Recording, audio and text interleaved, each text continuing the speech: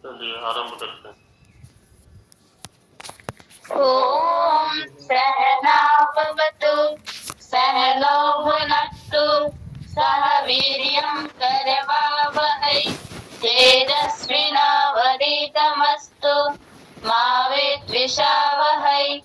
ओम शांति शांति शांति।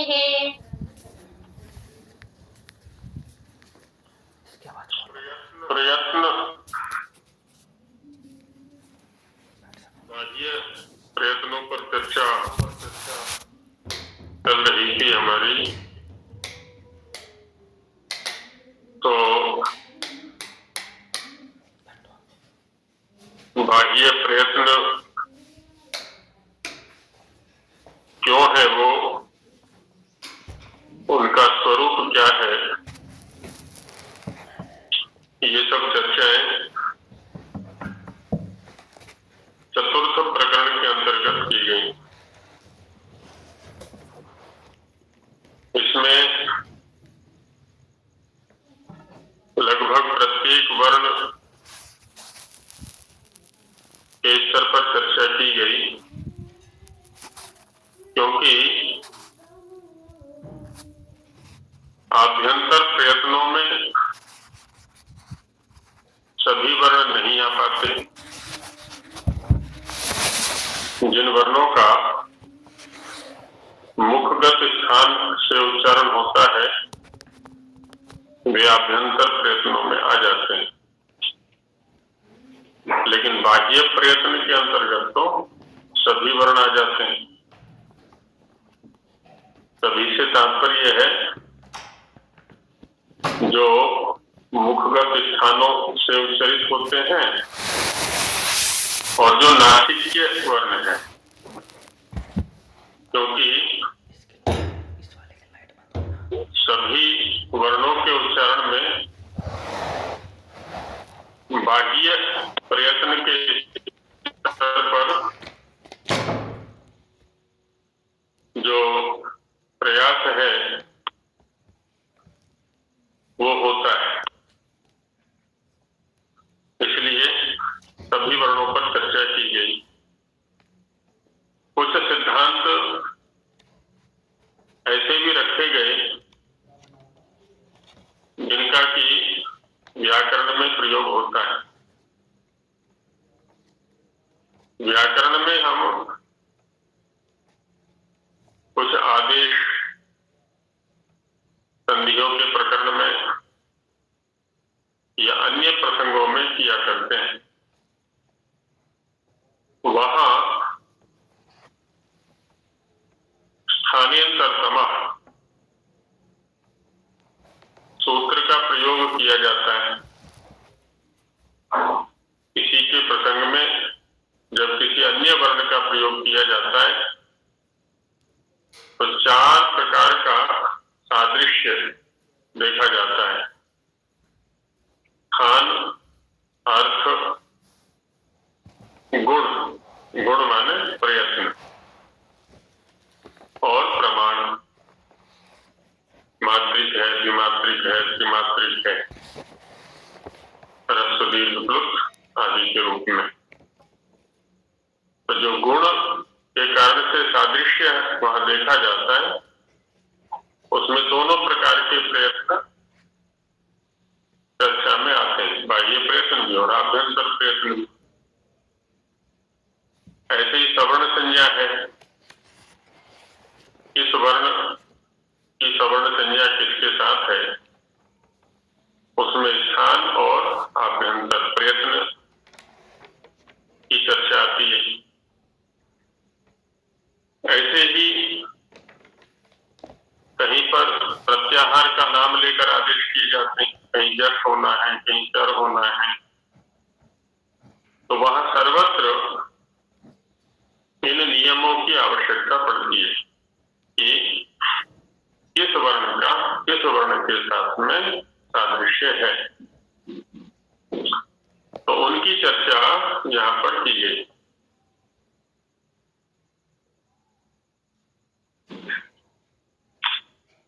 तो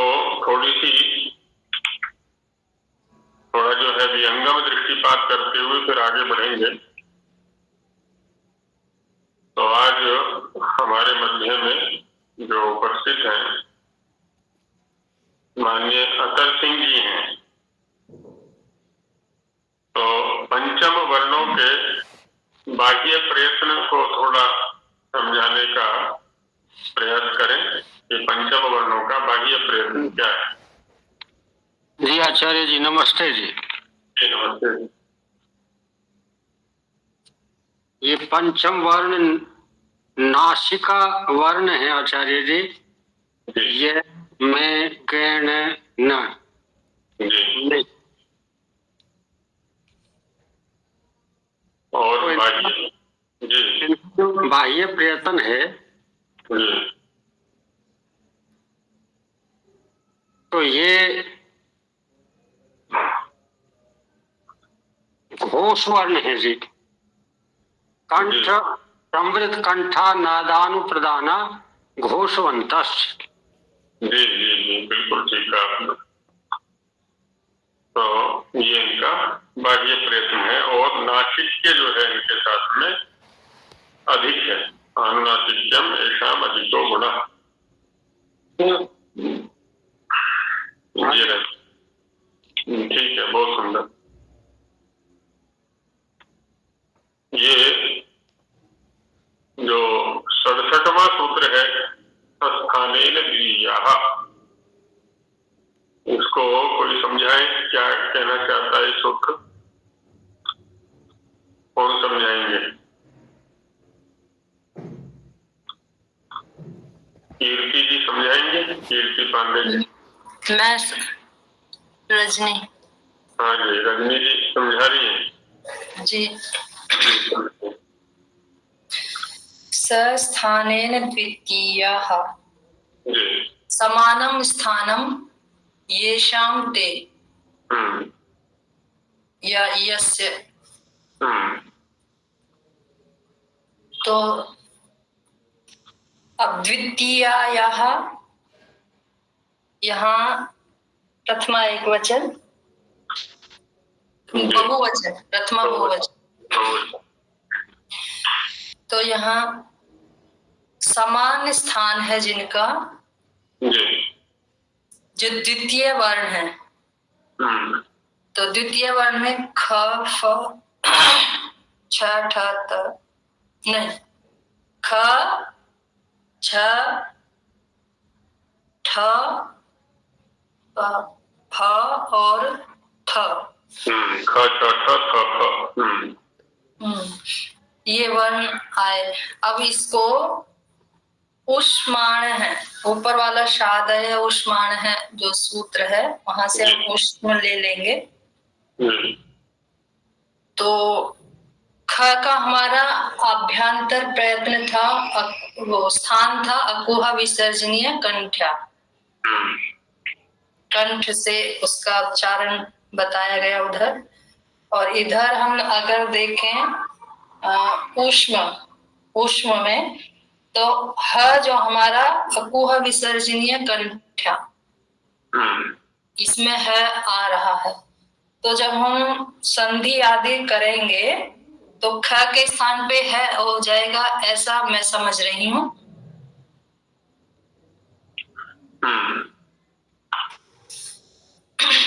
इसी तरह से छ इचु यशस तालव्य, छ का उच्चारण स्थान तालव्य है।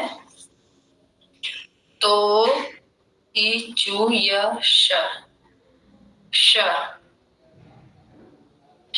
का भी उच्चारण स्थान तालव्य, वो बाह्य प्रयत्न कहें क्या कहें, तालव्य। तालव्य तो तालु तो अभ्यंतर स्थान हुआ था। हाँ आभ्यंतर हुआ। तो ये बाह्य में हमारा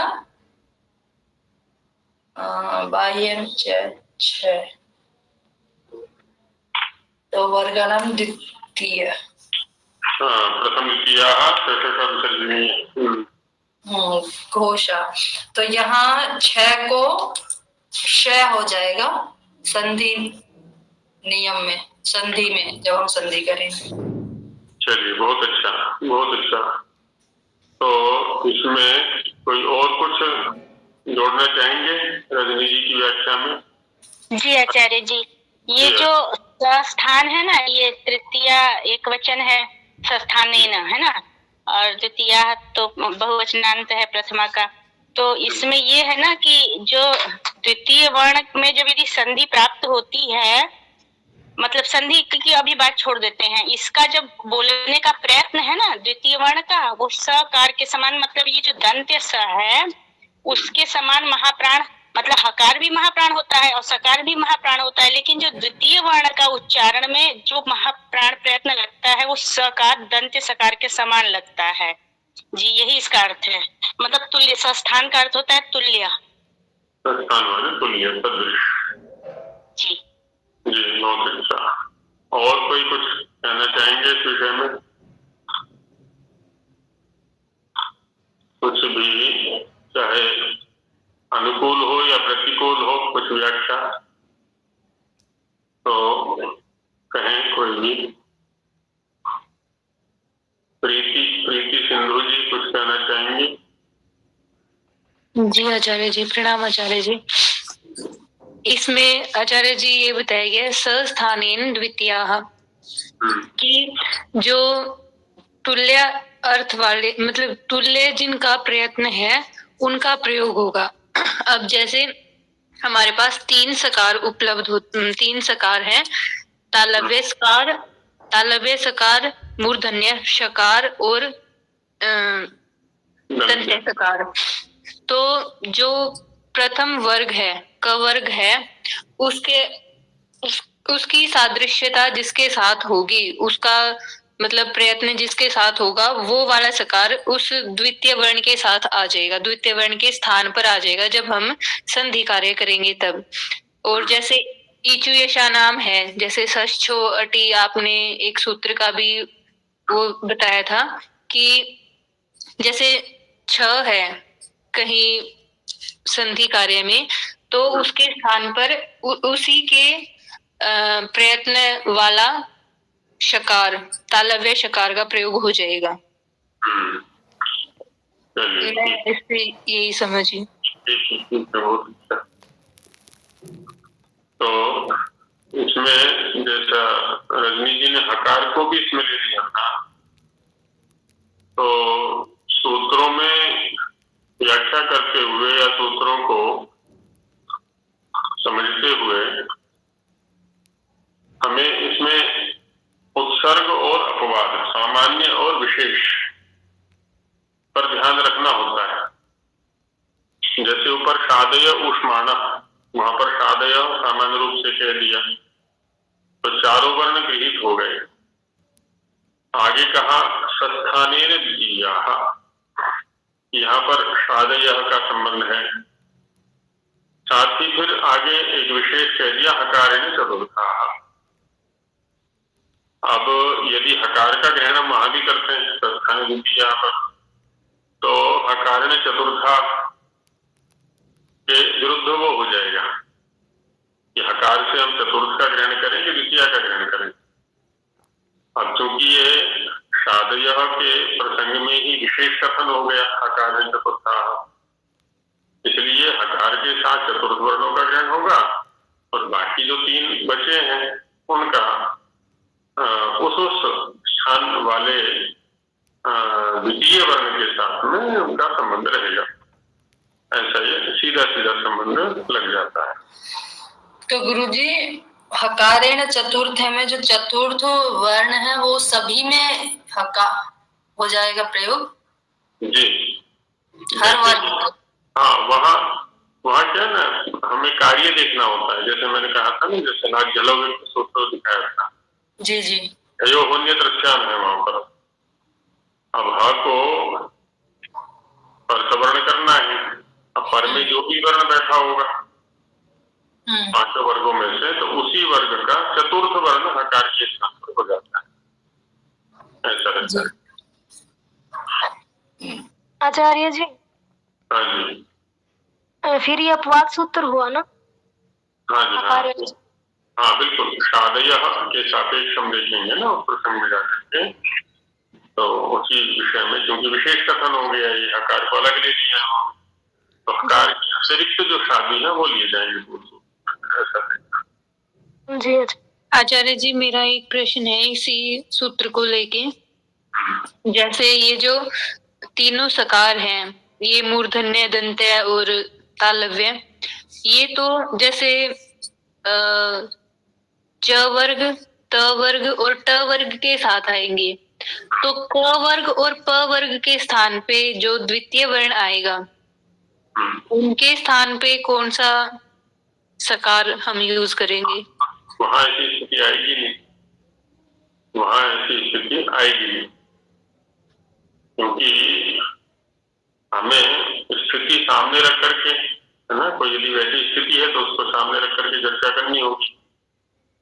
अब होता क्या है, जैसे एक सूत्र है पिन प्रत्यय से कु, पिन प्रत्यय से कु, तो वहां कहा है कि पिन प्रत्यांत जो धातु है या शब्द हैं, उनके अंतिम को कवर्ग आदेश हो जाता है। अब एक स्थिति बनती है हमारी सदृश, दृश्य धातु से यदा दिशो दृशो नालोचने कहीं और पिन प्रत्यय होता है, तो पिन में सदृश शकारांतीय शब्द बना, सुला करके उसको हटा दिया। अब ये पदांत में श है यहाँ पर, और ये पिन प्रत्यांत धातु है, और यहाँ कुत्तु का विधान कर रहे हैं, कुत्तु माने कवर्ग का विधान कर रहे हैं। अब ये सूत्र वहां जाके निर्णय करेगा, जो आपकी शंका थी वो यहाँ उसका उदाहरण मिलेगा हमें। वो क्या कहता है कि पिन प्रत्यांत जो धातु, उनको कवर्ग आदेश हो जाए। अब अंत में क्या बैठा है यहाँ पर? श, तालव्य श बैठा हुआ है। अब इस तालव्य श में के स्थान पर कवर्ग में से कौन सा वर्ण? तो जो आपने कहा ना अभी, तो तत्स्थानेन, तत्स्थानेन माने सादृश्येन, यहाँ पर तत्स्थान से तात्पर्य है सादृश्य। स्थान को स्थान रूप में ले लेंगे यहाँ पर यदि, तब तो श का तो तालु स्थान है और कवर्ग का तो जो है कंठ स्थान है, तो निर्णय नहीं हो पाएगा। इसलिए सादृश्य यहाँ पर ले लेते हैं, महाप्राणगत या ऊष्मगत सादृश्य ले लेते हैं कि जो द्वितीय वर्ण है वो शादी तीनों के सदृश, वो भी ऊष्म कहलाएंगे। जब ऊष्म कहलाएंगे तो द्वितीय वर्ण सारे आ गए, ख छ ठ थ प। अब लक्ष्य देखना पड़ेगा, जैसे यहाँ पर कवर्ग का विधान किया जा रहा है तो ख हो जाएगा, ख करके बाद में फिर जलाम निशोम देवावताने आदि की विरोध करा देते, ये स्थिति मिल जाती है। जी आचार्य जी, मोटा मोटा समझ में आ गया, क्योंकि मैंने ये आगे सूत्र पढ़े नहीं हुए ना।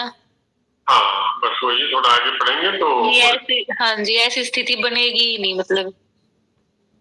हाँ नहीं, एक लक्ष्य मैंने दिखा दिया, जैसे श है, अब श को कवर्ग आदेश करना है, कवर्ग में 5 वर्ण है, 5 में से कौन सा स्थान हो, तो उसका निर्णय ये करा देगा जाके कि सत्स्थानेन दिया श आदि के साथ में, चाहे अंत में कोई भी मिलेगा, वहां पर श मिल गया हमको तालव्य, तो द्वितीय वर्ण उसका आदेश हो जाए, तो कवर्ग का जो द्वितीय वर्ण है वो ख है, वो आदेश हो जाता है।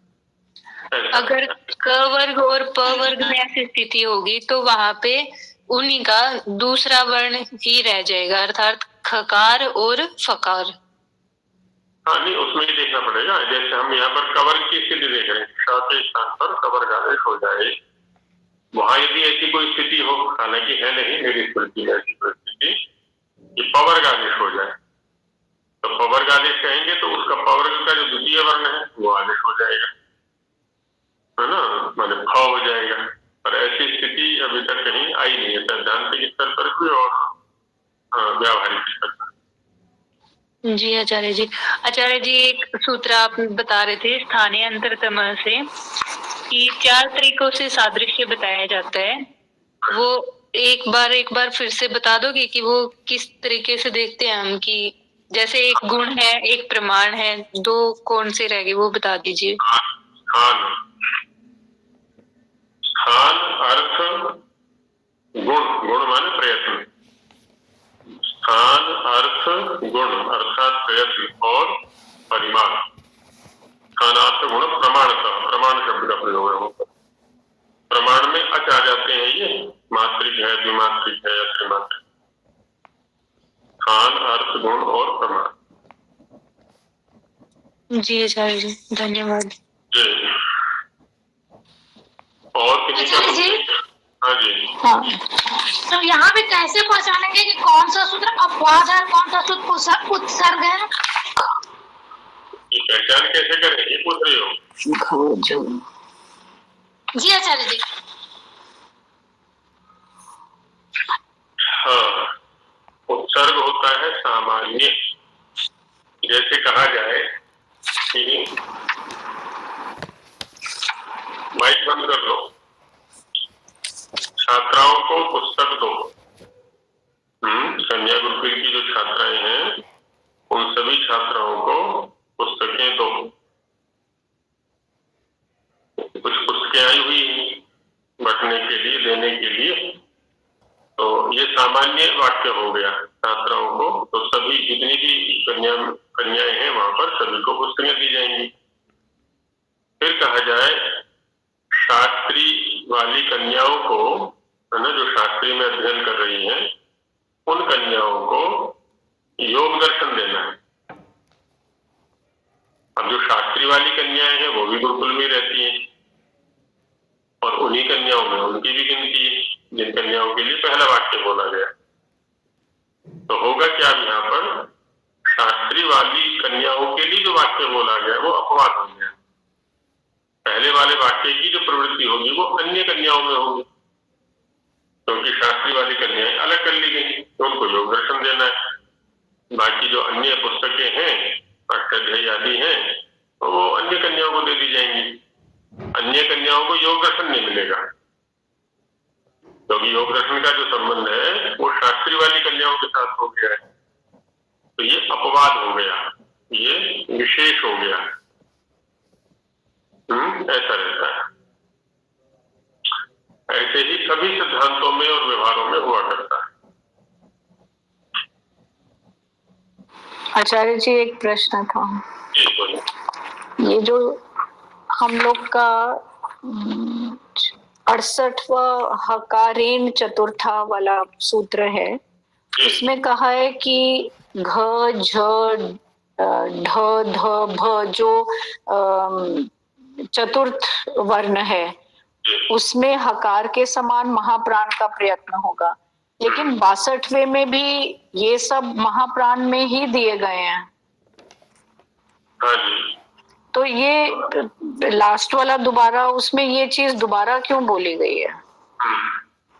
वही तो अभी चर्चा कर ली थी बहन जी। जी जी।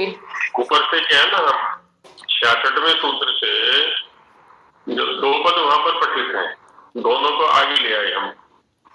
तो अर्थ हो गया शादयः सत्स्थानेन द्वितीयाः, ये पहला सूत्र हो गया जी। ऊष्माण। तो शादयः, है ना, यहाँ पर हम इसको तृतीया के रूप में ले लेंगे इसको, कि शादी के साथ तत्स्थानेन सादृश्य होने से द्वितीयाः, जो द्वितीय वर्ण है वर्ग के, वो ऊष्म है या महाप्राण है। अब यहाँ पर शादी कहने से क्या है, चारों वर्ण आ गए, लेकिन क्योंकि हकारण चतुर्था आगे विशेष कहा गया है, इसलिए हकार के अतिरिक्त जो तीन है उनका ही वहां पर ग्रहण करेंगे हम। 67वें सूत्र में हकार का ग्रहण वहां नहीं करेंगे। तो होगा क्या, जो तीन षकार हैं उनके साथ में तो द्वितीय वर्णों का सादृश्य बनेगा और हकार के साथ में चतुर्थ वर्णों का सादृश्य बनेगा, ऐसा रहेगा जी। ऊष्मत्व आदि समान होते हुए भी सादृश्य में भेद हो गया, हकार के साथ चतुर्थ और शादी के साथ में द्वितीय, ऐसा रहेगा। जैसे अभी उदाहरण में हम देख रहे थे कि श है, श को कवर्ग आदेश करना है, तो कवर्ग में से कौन सा वर्ण करें, तो ये सूत्र बता देगा कि द्वितीय पर क्योंकि द्वितीय के साथ में सादृश्य रहता है। ऐसा। तो इन चारों में से जो श हैं तीनों वो द्वितीय वर्ण के साथ जाएंगे और ह जो है वो चतुर्थ के साथ जाएगा। जी जी बिल्कुल बिल्कुल। उसी का आगे इन्होंने और वर्गीकरण कर दिया है। जी बिल्कुल बिल्कुल। जी ऐसे। जी धन्यवाद। चलिए आगे बढ़ा जाए। आचार्य जी, हाँ जी हाँ जी। यथा तृतीयास तथा पंचमः वर्गों के तृतीय वर्ण के समान पंचम वर्ण को मतलब ये बोला जा सकता है, न अंग या न म के समृद्ध मतलब कंठ को संकुचित करके नादानुप्रदान और घोष प्रयत्न समझने चाहिए। नादानुप्रदान और घोष का अर्थ क्या नहीं समझ आएगा? नादानुप्रदान कल भी चर्चा चली थी हमारी। जब कंठ को संकुचित करके वायु निकलेगा तो वो नाद कहलाएगा। विपरीत माने खुला करके निकलेगा तो वो श्वास कहलाएगा। संकुचित करके निकलेगा, है ना। कल मैंने उदाहरण भी बताया था, जैसे सुनार के यहाँ पर वो निकलती है अग्नि लोहे को जलाने के लिए, वो छोटा सा पाइप होता है। या जब गैस की भट्टी जलती है बड़ी वाली, उसमें भी अलग ध्वनि होती है। जो गैस का चूल्हा रसोई में होता है घरेलू, उसमें नहीं होती है। लेकिन जब बड़ी भट्टी जलाते हैं क्योंकि उसमें प्रेशर अधिक होता है, छिद्र छोटे होते हैं, तो अलग ध्वनि आती है वहां पर। तो यही स्थिति कंठ और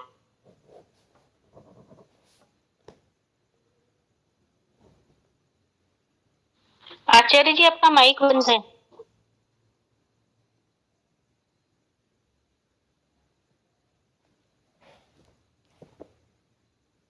हाँ जी अभी हो गया। ओम जी आ रही है आवाज। हाँ जी। तो कंठ यदि संकुचित है तो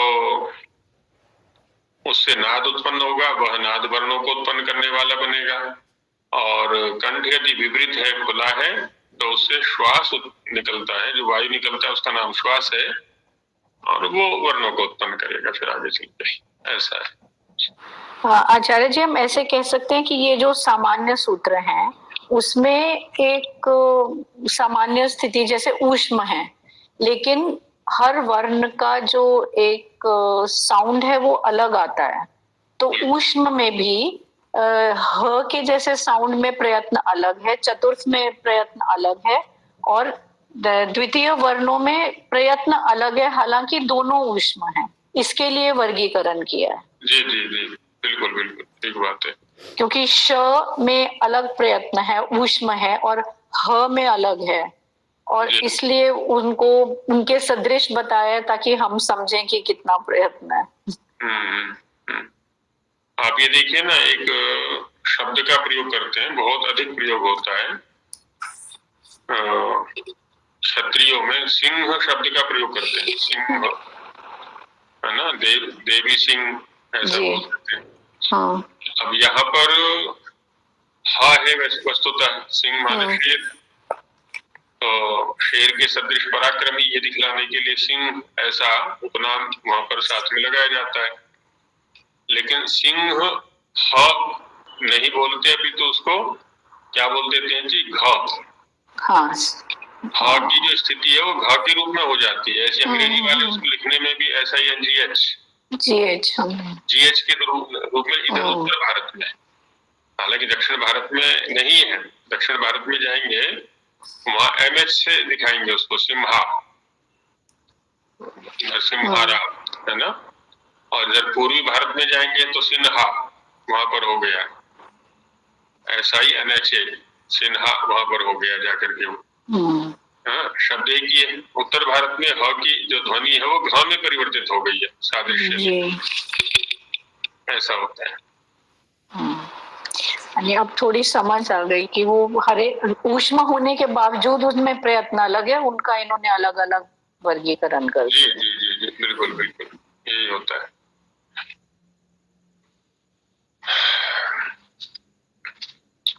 चलिए आगे बढ़ते हैं। आगे का जो प्रकरण आ रहा है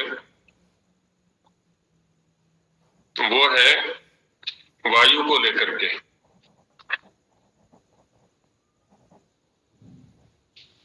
यहाँ बाह्य प्रयत्न जैसी चर्चा की गई थी कि कंठ बिल तक इसका कार्य क्षेत्र है, नाभि से लेकर के, और वायु तो उठ रहा है, इस प्रयत्न को लेकर के वायु उठ रहा है। तो वायु जो उठ रहा है वह, जैसा आरंभ में कहा गया था ना कि स्थानांतरेषु प्रविभज्यमानो वर्णत्वम आगच्छति यह स शब्दः, तो उठने वाला जो वायु है, नाद है या श्वास है, वह मुखगत स्थानों पर अभिघात करेगा, ताड़न करेगा, या कह ले प्रहार करेगा। इधर कर्ण के द्वारा उसको रोका जाता है, जिह्वा आदि कर्णों के द्वारा उसको रोका जाता है, तब वो वर्ण रूप में अभिव्यक्त होता है। तो वो जो वायु का ताड़न है वो किन वर्णों में किस प्रकार का ताड़न है, उसके ऊपर आगे ये पंचम वर्ण में चर्चा कर रहे हैं। अब देखिए यहाँ पर भी यम को साथ में रखा हुआ है स्पर्श वर्णों के साथ में, क्योंकि यम का संबंध स्पर्श वर्णों के साथ में साक्षात है। दिखा रहे कि तत्र स्पर्श यम वर्ण करो वायु, स्पर्श कादयो मावसाना है, स्पर्शाः स्पृष्ट करना है, स्पर्शाः, ये समझ चुके हैं हम पहले। जो पांचों वर्गों के 25 वर्ण हैं वो स्पर्श वर्ण कहलाते हैं, और यम उन्हीं वर्गगत वर्णों के साथ संबंध रखते हैं। 4 यम है वो, प्रथम द्वितीय तृतीय और चतुर्थ। तो इन वर्णों को करने वाला, इन वर्णों को उत्पन्न करने वाला, इसमें यदि समास देखना चाहें तो स्पर्श और यम में द्वंद्व समास होगा। स्पर्शाश्च यमाश्च इति स्पर्श यमा, वर्ण के साथ में कर्मधारय समास। स्पर्श यमाश्च ते वर्णाः स्पर्श यम वर्णाः, और कर के साथ में उपपद तत्पुरुष स्पर्श यम वर्णान करोति इति स्पर्श यम वर्ण करः। तो पहले द्वंद्व किया, उसके बाद कर्मधारय समास किया, उसके बाद उपपद तत्पुरुष, ऐसे 3 समास यहाँ पर हो जाते हैं। ये तो अर्थ हो जाता है स्पर्श और यम वर्णों को उत्पन्न करने वाला वायु। वायु जो है वो अयः पिंडवत, अयः, अयस कहते हैं लोहे को, तो अयसः पिंडम, अयः पिंडम, लोहे का पिंड, और वत कहते हैं सदृश को। अयः पिंडेन तुल्यम वर्तते इति अयः पिंडवत, लोहे के पिंड के समान आघात करता है। आगे आ रहा ना, स्थानम अभिपीडयति, स्थानम जहां से वर्ण की उपलब्धि होती है वह स्थान है, तो अभिपीडयति प्रताड़यति, उसको पीड़ित करता है, वहां जाके आघात करता है। जैसे गोला फेंक प्रतियोगिता होती है, लोहे का गोला होता है भारी, और उसको फेंकते हैं तो जमीन पर वो आघात करता है। तो जैसे वो आघात करता है, जितने बलपूर्वक वो भूमि पर आघात करता है या प्रताड़न करता है, वैसे ही स्पर्श और यम वर्णों को उत्पन्न करने वाला वायु भी स्थान पर आघात करता है। और इनमें हमने देखा भी है, इसलिए आभ्यंतर प्रयत्न में भी किया गया कि स्पृष्ट करना है, स्पर्शा, कर्ण भी एकदम जाकर के स्पृष्ट हो जाता है, छू जाता है पूरी तरह से वहां पर। सतीश जी का माइक खुला हुआ है। तो ये होता है। जी आवाज साफ नहीं आ रही है आपके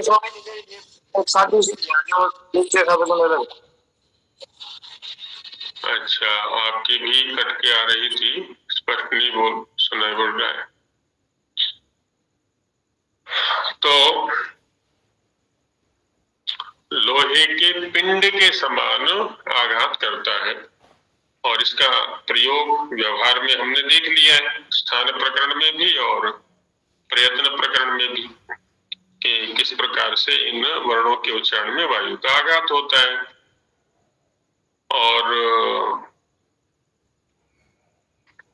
यम का स्वरूप जो हमने देखा था ना, तो जैसे देवक करोति, अब करोति, करोति में जो क है, नहीं ये तो जिह्वा मूलीय था, जिह्वा मूलीय उपधमानीय का स्वरूप था। अब जिह्वा मूलीय और उपधमानीय जो है ना, वो भी यही रहेंगे, क्योंकि उनका संबंध भी वर्ग के साथ है। जिह्वा मूलीय का कवर के साथ है और उपधमानीय का पवर के साथ है। तो यहाँ पर भी क्या रहेगा, आघात अयः पिंडवती रहेगा। और यम में पलिकनी आदि जो शब्द थे, पलिकनी है ना, क्योंकि वर्गगत वर्णों के साथ संबंध है यम का भी, तो इसलिए वहां पर भी वैसा ही आघात रहेगा। जबकि अंतस्थ वर्ण करो वायु दारु पिंडवत, स्थानम अभिपीडयति का संबंध प्रत्येक वाक्य में लगा लेंगे। स्थानम अभिपीडयति, तो अंतस्थ वर्ण कर, अंतस्थ वर्णों को उत्पन्न करने वाला। अंतस्थाश्च ते वर्णाः अंतस्थ वर्णाः, कर्मधारे अंतस्थ वर्णान करोति इति अंतस्थ वर्ण करः, अंतस्थ वर्णों को उत्पन्न करने वाला। वायु दारु पिंडवत, दारुणः पिंडम दारुपिंडम, दारुपिंडेन तुल्यम वर्तते इति दारुपिंडवत। षष्ठी समास हुआ यहाँ पर। दारू कहते हैं लकड़ी को, पिंड ओ गोला हो गया उसका, तो लकड़ी के गोला, लकड़ी का जो गोला होता है ना, तो वही कह रहे हैं कि अंतस्थ वर्णों को उत्पन्न करने वाला वायु जो है स्थान पर लकड़ी के गोले के समान आघात करता है। तो लोहे के गोले की अपेक्षा लकड़ी के गोले की जो चोट है वो कम लगती है, लोहे के गोले की चोट अधिक लगेगी जब फेंकेंगे, और लकड़ी के गोले की जो चोट है वो कम लगती है। तो यहाँ कहा इन्होंने दारू पिंडवत, दारू के पिंड के समान यहाँ पर ये आघात करता है।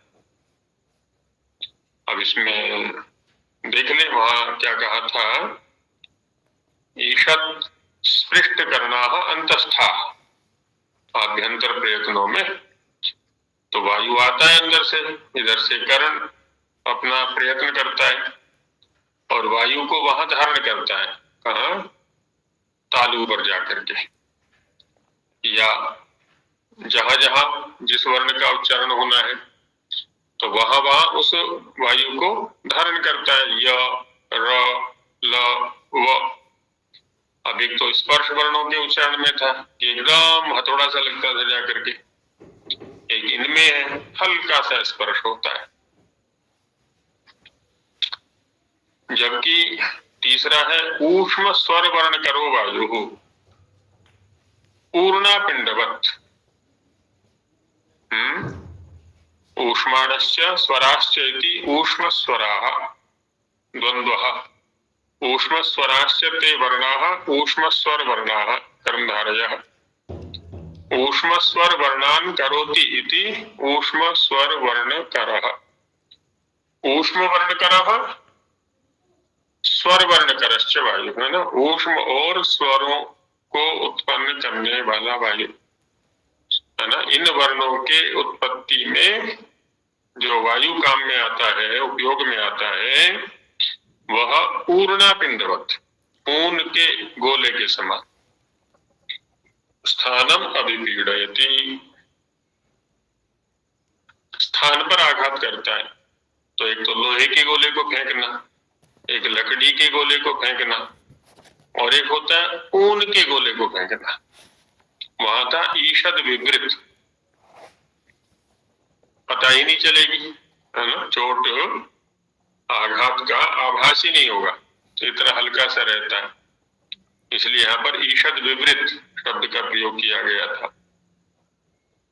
तो इस प्रकार से वायु के आघात को लेकर के 3 प्रकार का वर्गीकरण यहाँ पर कर दिया गया, अयपिंडवत, दारुपिंडवत, ऊर्णापिंडवत।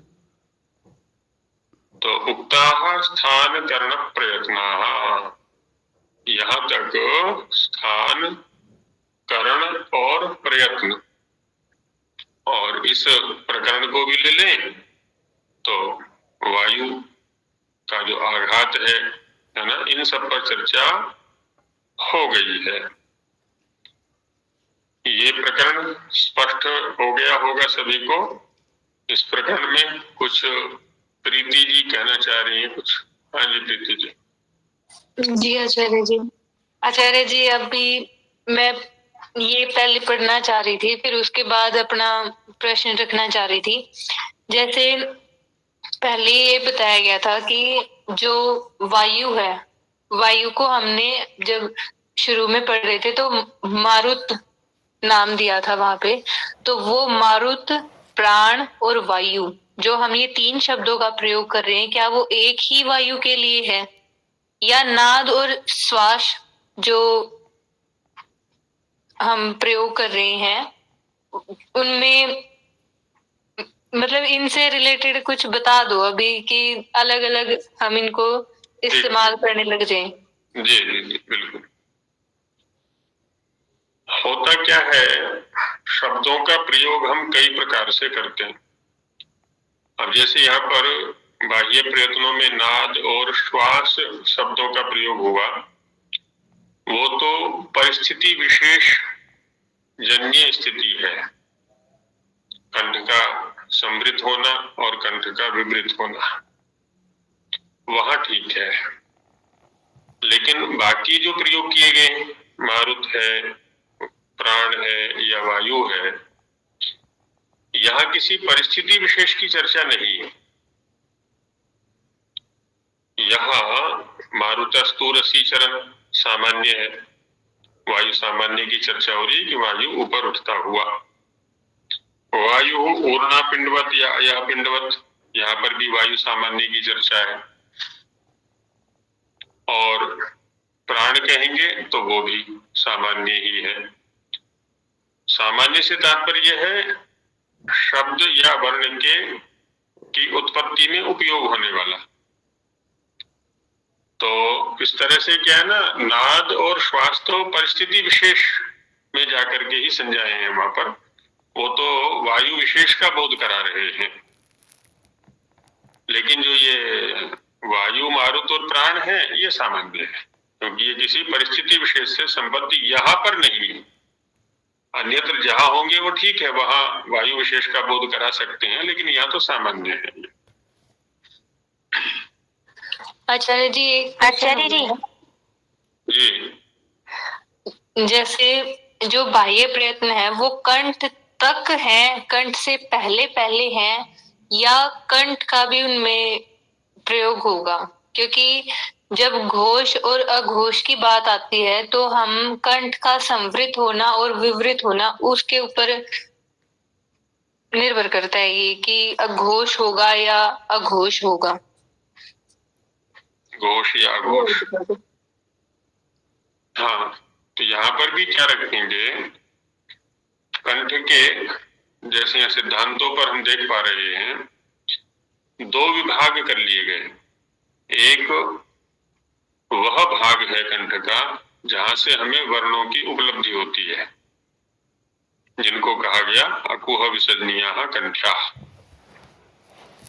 तो निश्चित रूप से जो बाह्य प्रयत्न वाली स्थिति है उससे नीचे रहेगी थोड़ी, माने जिसको हम वर्णों के उत्पत्ति के प्रसंग में कंठ कहना चाह रहे हैं, वो जिह्वा मूल के आसपास की स्थिति है या थोड़ी सी नीचे। और जिसको हम यहाँ समृद्ध कंठ या विवृत कंठ कहना चाह रहे हैं वो और नीचे रहेगी। हम ये भी कह सकते हैं कि कंठबिल का आरंभ जहां से हो रहा है, क्योंकि वहां भी आरंभ में चर्चा आई थी वक्त्रम उपैति नादः, वक्त्रम उपैति नादः। तो जहां से वक्त्र मुख माने जहां से वर्णों के स्थान आरंभ होते हैं उससे जो पहले वाली स्थिति रहेगी उसको हम यहाँ पर बाह्य प्रयत्न के स्तर पर जिसको कंठ कहना चाह रहे हैं तो वो स्थान रहेगा वो निश्चित रूप से, है ना, जहां से वर्ण उपलब्ध नहीं हो रहे हैं अपितु वर्णों के लिए वायु की प्राप्ति हुई, क्योंकि स्थान पर जाकर के तो वर्ण विशेष की उत्पत्ति का निमित्त बन जाएगा, तब तो वो स्थिति आ गई स्थानांतरेषु प्रविज्यमाने वाली, और कंठ भी एक स्थान हो गया। तो निश्चित रूप से इससे पहले या नीचे की ओर ही ये समृद्ध कंठ या विवृत कंठ वाली स्थिति रहेगी। आचार्य जी हम ये कह सकते हैं जो हमारी गर्दन होती है वहां तक का हम बाह्य प्रयत्न में लेंगे, और जो हम जैसे मुख खोलते हैं तो जो हमें स्थिति दिखाई देती है पीछे तक, मतलब वो हम अभ्यंतर प्रयत्न शुरू करेंगे वहां से।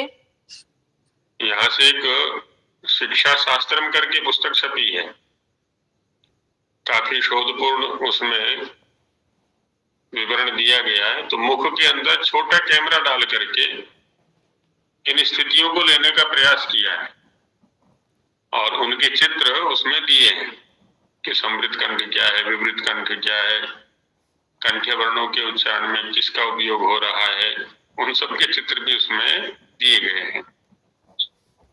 और बाकी तो जब हम उच्चारण करते हैं यदि पूरी श्वास प्रक्रिया पर ध्यान दें, जैसे ये प्रेक्षा ध्यान वाले होते हैं या विपश्यना ध्यान वाले होते हैं, योग दर्शन में भी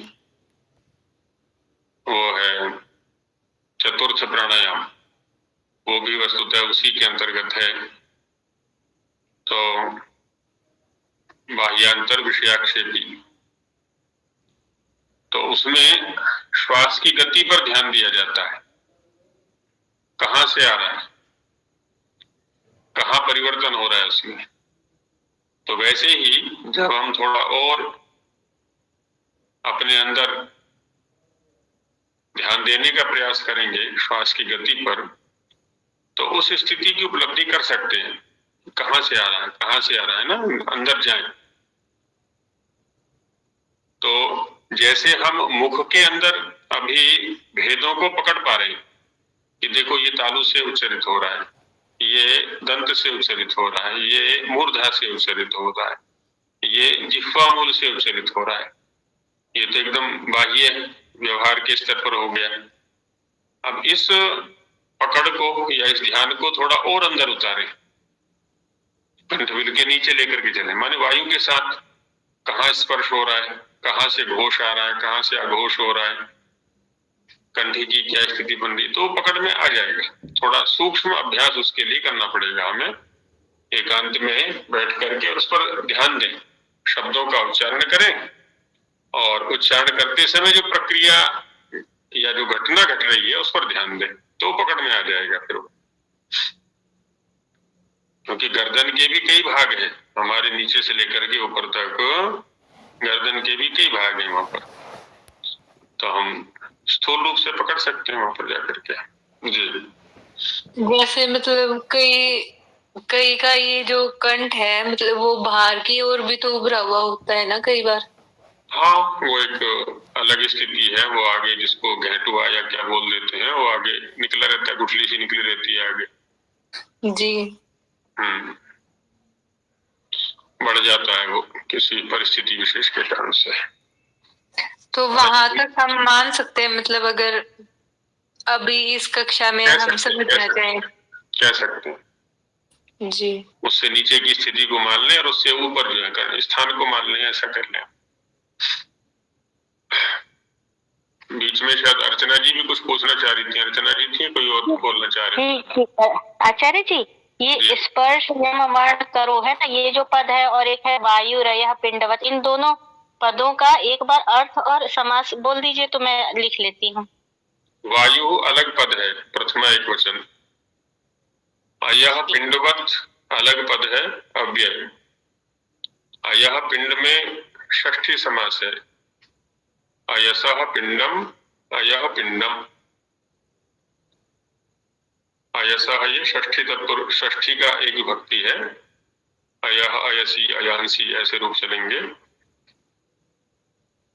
और वती प्रत्यय हो गया, तेन तुल्यम क्रियाचेद वती, 5वें अध्याय के प्रथम पाद में है। और आचार्य जी स्पर्श यम वर्ण करो, तो इसमें जो करो पद है ना, ये मेरी समझ में नहीं आया, तो एक बार समझा दीजिए।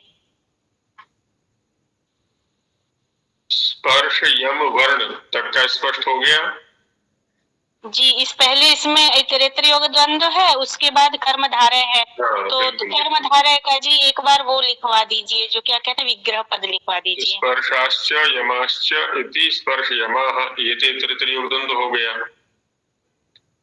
स्पर्शाश्च यमाश्च इति स्पर्श यमाः, स्पर्श यमाश्च ते वर्णाः, स्पर्श यम वर्णाः, ये कर्मधारय हो गया। स्पर्श यम वर्णान करोति इति स्पर्श यम वर्ण करः, ये हुआ उपपद तत्पुरुष। एक सूत्र है तृतीय अध्याय के द्वितीय पाद में, पहली पंक्ति में है नीचे से दूसरा, क्रियों हेतु ताच्छिल्यानुलोम्येषु, वहां ये बनेगा। और समास सूत्र है उपपदमतिम, उपपदमतिम, ये समास सूत्र है इसका। तो आचार्य जी आपने बोला था स्पर्श यम वर्णान करोति, ऐसा बोला था ना? जी जी बिल्कुल जी धन्यवाद। जैसे कुंभकार बनता है, कुंभम करोति इति कुंभकारः, नगरम करोति इति नगरकारः, वहां अण प्रत्यय हो रहा है और यहाँ ट प्रत्यय हो रहा है, करः, तो स्वभावतः उस क्रिया को करता है वो।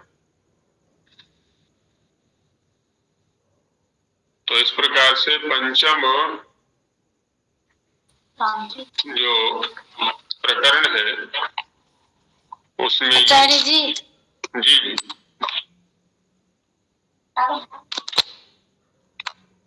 बोलो, कौन बोल रहे हैं? शांति, ध्वनि नहीं आ रही है, कौन बोल रहे हैं?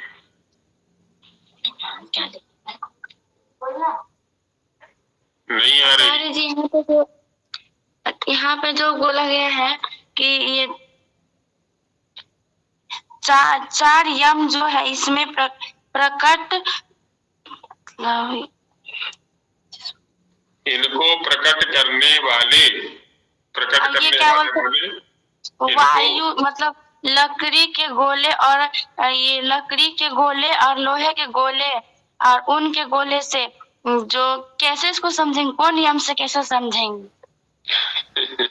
तो वही तो मैंने बताया था, गोला, लोहे का गोला, गुरुकुल में फेंक करके देखना, लोहे के गोले के फेंकने की प्रतियोगिता होती है। नहीं तो तुम्हारे यहाँ वो होगा, वेट लिफ्टिंग होती है, उसके पहिए हैं, उनको फेंकना। अब देखो लोहे की कोई चीज होगी, उसको फेंकना, तो देखो वो गड्ढा कर देगी जमीन में जा करके। लकड़ी के किसी वस्तु को फेंकना, वो उतना नहीं करेगी। फिर ऊन के गोले को फेंकना, और ऊन का ना हो तो कपड़े की गेंद बना के फेंक देना। कामिनी जी कुछ कहना चाह रही है? नमो आचार्य जी। आचार्य यहाँ पे कहा तत्र स्पर्शो यम वर्ण करो, तो स्पर्श वर्ण जो है उसमें ऊपर तो तुम्हारा था कार्यो मावसान है, आपने बोला इसमें जीवा मूल्य है, उपदमानी है, यम वर्ण भी, और अनुस्वार विसर्जनी ये इसी में आएंगे, आया पिंडवत में, या ये उष्म वर्ण में आएंगे, जैसे विसर्जनी वगैरह जैसे है में, तो उनका उच्चार ऊर्णावित होगा या अवत होगा? एक बार। हाँ, अब इसमें ये देख लें थोड़ा, जिह्वामूलीय और उपध्मानीय को तो मैंने इसलिए इसमें ले लिया था क्योंकि उनका संबंध वर्ग विशेष के साथ है। जिह्वामूलीय का कवर के साथ है और उपध्मानीय का अवर्ग के साथ है। उनके सानिध्य से इनकी उत्पत्ति होती है। अनुस्वार जो है वो नासिक्य है, स्वतंत्र वर्ण है ना, स्वतंत्र नासिका से उच्चरित होता है। स्थान विशेष के साथ में कोई वो नहीं है। वैसे अंतिम विभाग में उसका वर्णन आना चाहिए। जो ऊष्म स्वर वर्ण वाला प्रकरण है उसमें उसका संबंध रहेगा अनुस्वार का। तो हम ओर्ण पिंडवत बोल सकते हैं सॉरी अनुस्वार को, और विसर्जनीय को भी इसमें आ जाएंगे ऊष्म। हाँ, वो भी उसी में आ जाएगा लगभग। अब है क्या ना, वहां पर कुछ वर्ण ऐसे हैं, हालांकि स्थान विशेष का वर्णन तो कर दिया है, लेकिन वायु क्या है ना, सीधा निकल जाता ह, हालांकि कंठ पर प्रभाव हो रहा है ह, विसर्जनीय में भी होगा राम, तो वायु सीधा निकल जा रहा है। किसी स्थान विशेष पर विशेष उसका कोई आघात या विघात हो रहा है ऐसा पकड़ में कम आ रहा है। तो फिर भी हम जहाँ जैसे स्वरों को ले लिया है, स्वरों में भी विपरीत जैसी ही स्थिति रहती है, तो उसको ऊर्णा पिंड के अंदर ले सकते हैं।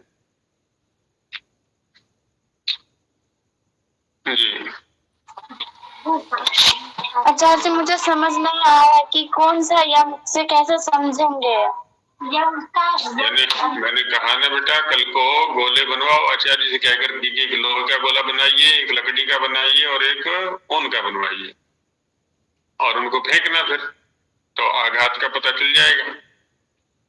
और एक हाथ से दूसरे हाथ पर देखना, पटक करके उसको अपने ही हाथ पर, अपने ही हाथ से अपने ही हाथ पर, तो आघात का पता चल जाएगा कि लोहे के गोले को यदि फेंकेंगे तो कैसे आघात होगा, लकड़ी के गोले को फेंकेंगे तो कैसे आघात होगा, और ऊन के गोले को फेंकेंगे तो कैसे आघात होगा।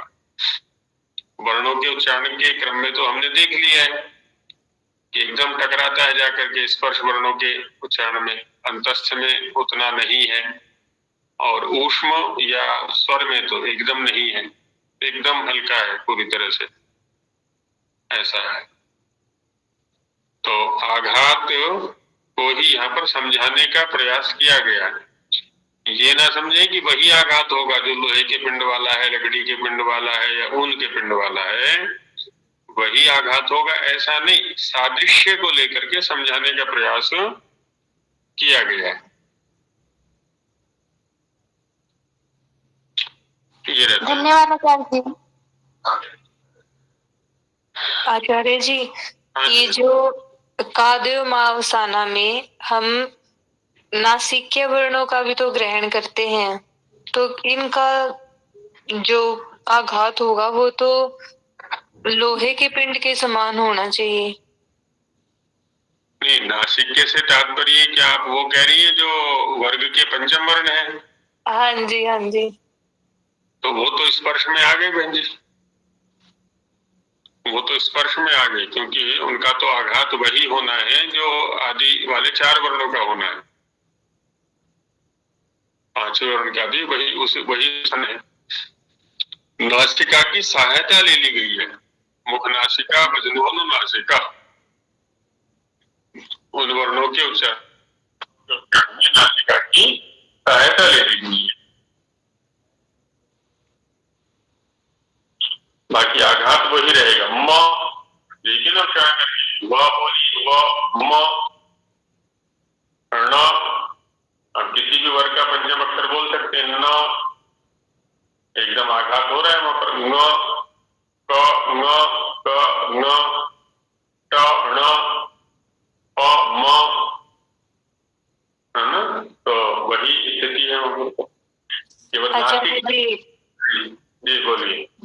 अनुस्वार, अनुनासिक और नासिक्य, इनमें हम इन्हीं पांच वर्णों का तो उच्चारण करते हैं, तो इनके अलग अलग नाम क्यों रख रहे हैं? ये नहीं। कंफ्यूज सा कर देते हैं। अनुस्वार जो है ना विशुद्ध नासिक्य है, उसमें मुखगत किसी स्थान की कोई भूमिका नहीं है अनुस्वार के अंदर। यम भी विशुद्ध नासिक्य है, जैसे कि हमने स्थान प्रकरण में देखा था, अनुस्वार यमाह नासिक्या। मुखगत किसी भी स्थान की या प्रयत्न की कोई भूमिका नहीं है इन वर्णों के उच्चारण में। नासिकायाम भवाह नासिक्या, विशुद्ध नासिक्य है। अनुनासिक में और नासिक्य में अंतर होता है। नासिक्य जो विशुद्ध रूप से नासिका से उच्चरित होते हैं, अनुनासिक वह वर्ण है जिसमें मुखगत किसी स्थान के साथ में नासिका की भी सहायता ली जाती है। मुख नासिका वचनोनुनासिका। जो पंचम वर्ण है वो अनुनासिक है, क्योंकि अपना अपना स्थान तो है ही, साथ में जो है नासिका की भी सहायता ली जा रही है, तो वो अनुनासिक हो गए। यम और अनुस्वार विशुद्ध नासिक्य है, इनमें मुखगत किसी स्थान की कोई भूमिका नहीं, ना प्रयत्न है ना वो है स्थान। तो नासिक्य और नासिक में भेद है। जी यमों के बारे में तो बताया गया है ना, बाह्य प्रयत्न में भी बताया गया है और यहाँ पे भी बताया गया है कि वायु किस तरीके से प्रताड़ित होती है। तो इनके बारे में क्यों नहीं बताया गया? किसके बारे में? नासिक के या अनुनासिक के बारे में? हाँ, नासिक नहीं, या अनुस्वार कह सकते हैं हम कि अनुस्वार विसर्जनीय, जिह्वामूलीय, उपध्मानीय, इनकी चर्चा नहीं की है। बाकी सब वर्ण आ गए हैं पर, बाकी तो अन्य सभी वर्ण आ गए हैं। जी जिह्वामूलीय और उपध्मानीय का तो आपने बता दिया कि क्योंकि ये वर्गगत है, क ख और प फ के साथ है, तो इनका तो वायु प्रताड़न जो है वो अयस के समान होगा। अब बच गए हमारे पास केवल अनुस्वार और विसर्जनीय। अनुस्वार और विसर्जनीय, तो अनुस्वार और विसर्जनीय को हम अंतिम वाले में ले सकते हैं, जैसा हमने चर्चा की। इसमें भी नासिक के वर्ण है तो उसमें तो स्पर्श का कोई संबंध ही नहीं बनता है, वायु निकलता चला जाता है। ह है, अब ह में भी स्वर जैसी स्थिति रहती, कंठ में एकदम खुला हुआ है और वायु एकदम बाहर निकल जाता है, स्वर जैसी स्थिति बनी हुई है, तो उसको भी हम उधर ही ले सकते हैं पूर्णा पिंडवत वाले। जी धन्यवाद आचार्य जी। वर्णा त्रिषष्टि के प्रकरण में हालांकि हम वर्णों का परिगणन कर चुके थे, अब उसी को अग्रिम प्रकरण में भी पुनः गिनेंगे शास्त्रीय ढंग से। कल का जो षष्ठ प्रकरण आएगा ना, उसमें उसकी चर्चा की जाएगी। आज यही विराम लेते हैं, अभी समय भी पूर्ण हो गया। आचार्य जी नमस्ते। जी कर्णपाल जी नमस्ते। नमस्ते आचार्य, नमस्ते। अभी